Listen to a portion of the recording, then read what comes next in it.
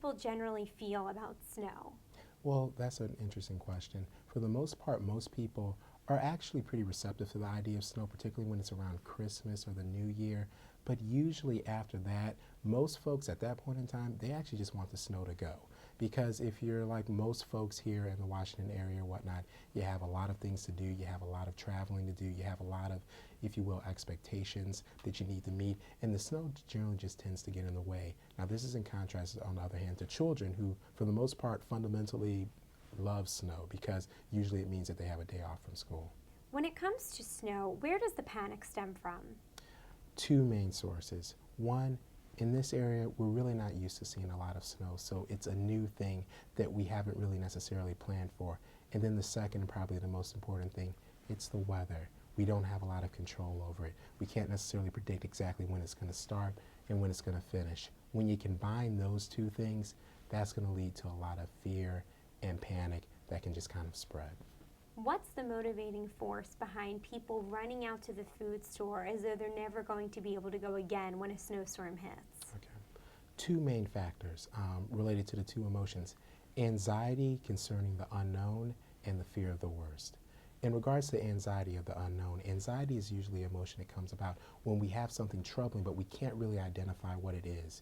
When we are starting to talk about snowstorms or strong weather patterns, because people are not used to this, they have a lot of anxiety regarding this. So consequently, they tend to underestimate their ability to deal with it and to over-prepare. In regards to fear of the known or fear of expecting the worst, people have probably had bad situations in the past or seen bad situations where there have been numerous accidents involving the snow. They may have had times where they were in their house for 2 or 3 days straight and they couldn't have everything that they wanted. So they are fearing the worst and consequently having a tendency to expect the worst and overreact just a bit. Those two things, anxiety of the unknown and fear of the worst, can cause people to really get into a mode to where they just want to over-prepare and have everything possible. What's the difference in how people will react to snow if they're stuck inside for, let's say, 2 days versus someone who's stuck inside for 4 or more days? Well, with 2 days, I mean, you have a number of things in terms of good coping that you can do. I mean, for the most part, you have the TV, you can entertain yourself with books, but when it starts to become longer than that, one, you can't get outside and just actually see sunlight and have your body naturally reset, and two, you start to feel confined and you start to wonder, when is this going to end? So again, that idea of control. So 2 days, most people can distract themselves with a number of activities. When it starts to become more than 2 days, it becomes more difficult to distract yourself and you start to feel as though you're lacking a certain level of control. How big of an influence is the sun on people's moods, especially during this time of year with snowstorms hitting? Okay. The sun can definitely be a huge influence on people's moods. The sun is something that naturally allows us to set our internal body rhythms. It helps us determine when we sleep, when we wake.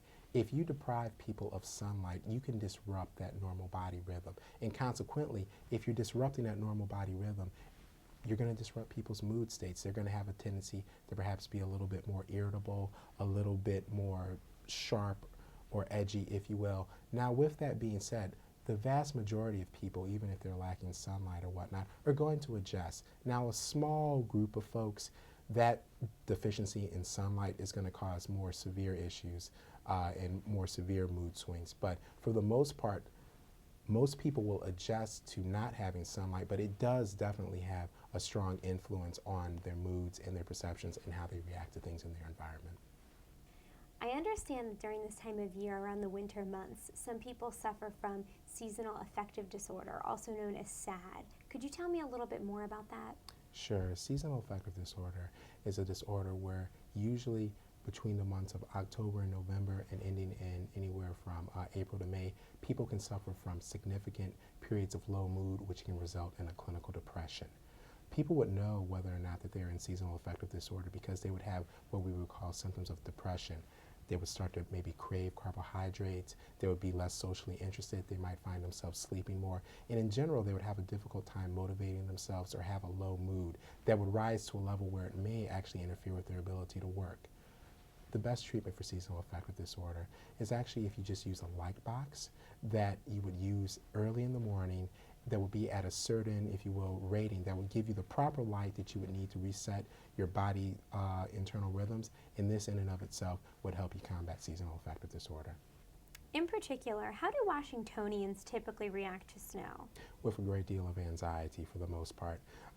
Most Washingtonians in this part of the country, they're not really prepared to handle snow. And usually if you think about what happens when we have a heavy snowstorm in this part of the country, what? Children aren't going to be able to go to school, certain work-related things can be shut down, stores might close early. So your typical Washingtonian is going to react probably with a certain mix of trepidation and some with outright anxiety. Do you have any suggestions or advice for people in dealing with the snow during this time of year? Absolutely. I think one of the key things is really having one's expectations in line. One, if you expect the worst, then chances are you are going to plan for the worst. If you expect that things may be a little bit inconvenient or there are going to be obstacles in place, then consequently you're going to be able to keep a better mood, a better outlook on things. So when you're dealing with the snow, realize that DC has an excellent metro transportation system. We have a number of things in place to make sure that we remove the snow very quickly. And so therefore you can expect to be inconvenienced, but I would hardly expect that you would need to fear of being shut in or being able to, or not being able to receive the things that you need to live. The other thing that I would say is that if you are one of those folks where sunlight is a problem, and if you don't get enough sunlight, you find that your mood is going very low, there are ways to remedy this. A lot of it involves just kind of exposing yourself to the sun. Make sure that even if there is a lot of snow, do what our kids do. Go out, have a little fun with it. Start sledding, but expose yourself to sun. Now, if you are from a different group and lack of exposure to sunlight profoundly affects your mood, there are other things that you can do that you would need to visit your physician to talk about. But there definitely are remedies, and one of the first line treatments for those who have more serious problems with the sun would be what we call a light box, and you should talk to your physician about that.